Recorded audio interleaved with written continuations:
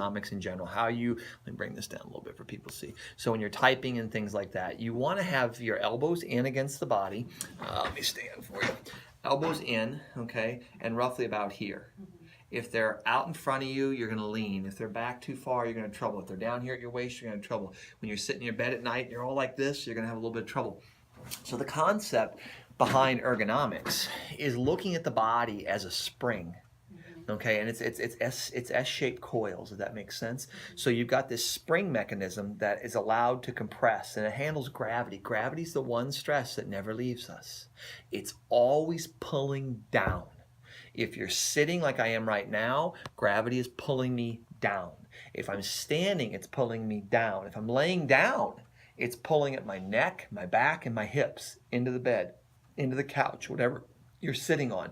So you have to take that into account and say, okay, if gravity is always pulling me downward, and we look at that and we think, gosh, it's a constant irritation, then you want to line those curves up as accurately as you can, almost in a pole type position. So if we line them up like this, it pulls uniformly through it. It loads the spring like a shock or a strut on a car.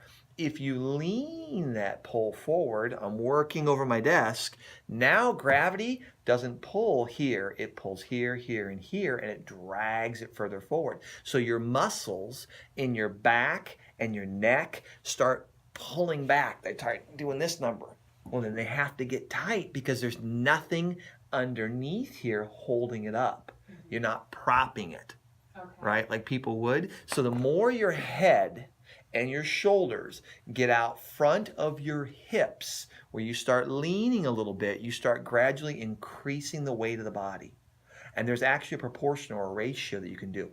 So your head alone, for example, every inch, if I turn sideways, you move your head in front of your shoulders, the head weight starts to increase. By the time you move it 2 inches or 3, you can triple the weight of the head.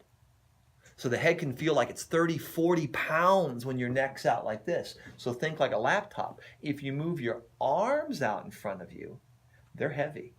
You let your head follow, all of a sudden you can have an extra 100, 200 pounds of pressure pulling between your shoulder blades and your low back, just sitting there typing. So standing ergonomically, if you're at a workstation and you're standing and you keep your weight centered over you as you're doing this work, it keeps those springs loaded and it stops all that muscle pull. When people hurt their back, for a good example, a lot of people, when they injure themselves, it's not out playing, doing this, that, and so on. They bent over to tie their shoe. Right. They reached into the trunk of their car to grab something. They were grabbing a piece of luggage out of the back seat, and all of a sudden, bang. They didn't even pull it. They just got, because when your body moves forward, remember, the weight increases. And when you add the trunk into it, your muscles in your back and your trunk, when you lean over, you can have almost 600 pounds of pressure on your low back muscles.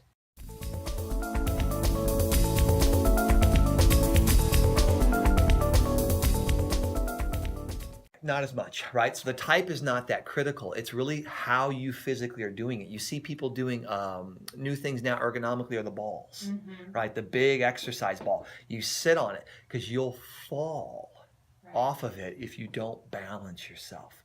Well, that balanced position on the ball is a spring, right? Think like a little kid on a hoppity hop, right? They love to bounce around because it's very comforting to the spine. The spine's like, oh, this is pretty good. So you've seen certain companies go to balls like that. You've seen other places go to standing workstations. The key is variety. You don't want to stand all day. You need variety. You need movement. The human body is designed to move. It's dynamic. It's not static like a 2x4.